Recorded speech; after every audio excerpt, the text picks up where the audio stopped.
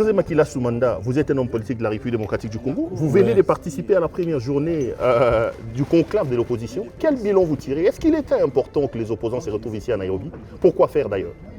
Non, il a toujours été important que les opposants se retrouvent et qu'ensemble nous puissions regarder dans la même direction. Vous savez, quand on fait de l'opposition, c'est qu'on n'est pas d'accord avec les gouvernants. Et on doit avoir aussi un programme alternatif. Ce n'est pas parce qu'en restant dans l'opposition qu'on ne doit pas avoir un programme. On doit savoir qu'est-ce qu'on va faire si jamais demain on a le pouvoir. Et on doit savoir comment mettre fin à la dictature qui est en face de nous. Donc c'est pour cela que nous devons nous retrouver. Il n'y a pas d'exclusion possible. Tous les opposants doivent venir pour qu'ensemble nous puissions mettre ensemble ce que nous avons en tête comme idée pour la République et rien que pour la République. On ne vient pas faire l'opposition contre un individu ou contre qui que ce soit, mais c'est pour le bien de la République.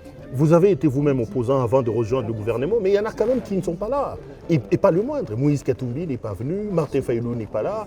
Il y en a beaucoup qui ne sont pas là. Les délices et Sanga et autres. On parle déjà dans l'opinion d'un échec avec ces manques de cohésion et d'adhésion de tout le monde. Qu'est-ce que vous répondez à ça? Mais Perrault, vous savez, vous connaissez mon parcours politique. J'ai plus œuvré dans l'opposition que dans le pouvoir. J'ai rejoint Kabila en 2016 après le dialogue de Kodjo ainsi que de la Senko. C'était pour faciliter à ce qu'il y ait l'alternance politique. Nous sommes des acteurs. Je suis un des acteurs de l'alternance politique. Même si aujourd'hui je me trouve dans cette situation, mais celui-là qui dirige aujourd'hui doit savoir que nous, on a été des cobayes pour qu'il y ait l'alternance politique. Mais de toutes les façons, les opposants se sont tous rencontrés au même moment. Que ce soit à Genval, que ce soit à Gorée. L'actuel président, Félix Tshisekedi, on a été avec lui à Gorée, il sait ce que je dis. Quand nous étions partis à Gorée pour faire le plan contre le pouvoir Kabila, est-ce qu'on était tous là-bas? Non, ça a été toujours comme ça. L'opposition chez nous est multiforme, voilà. Donc, ils auront peut-être leur temps de venir, ils n'ont pas eu le temps, peut-être ils ont des contretemps, selon leur calendrier. Mais certainement, pour moi, le désir, c'est que nous soyons tous ensemble. Mais non, on ne peut pas obliger un opposant de venir dans une réunion. Donc, c'est ça aussi l'opposition. Une autre critique quand même à votre endroit, on dit de vous que vous êtes des opposants à la solde du Rwanda. Est-ce que vous prévoyez de condamner le Rwanda et de condamner la rébellion du M23 par exemple?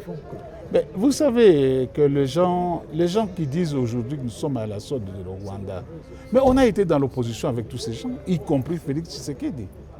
Mais ils n'ont qu'à demander à Sami Badibanga. On a été tous des présidents de groupes parlementaires. La guerre du M23, là, nous étions invités à l'époque de Kabila, nous de l'opposition politique. On ne nous avait pas traités de la sorte. Est-ce qu'à cette époque-là, on était à la sorte de Rwanda? Le Tshisekedi père, qui a été toujours avec les Rwandais, qui l'avait déjà traité qu'il était à la sorte de Rwandais? Non, mais qu'on arrête avec ces discours-là. Il y a un problème profond au Congo qu'il faut traiter.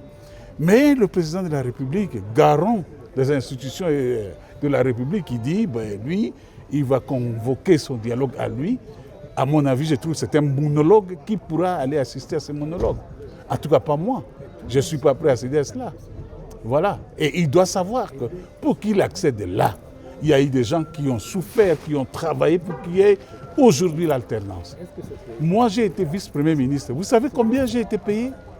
13 200 $ par mois comme salaire. Aujourd'hui, un vice-premier ministre a combien? Mais pourquoi on avait accepté ça? Pas pour la gloire du pouvoir, mais c'est pour accéder, pour que nous puissions avoir l'alternance politique.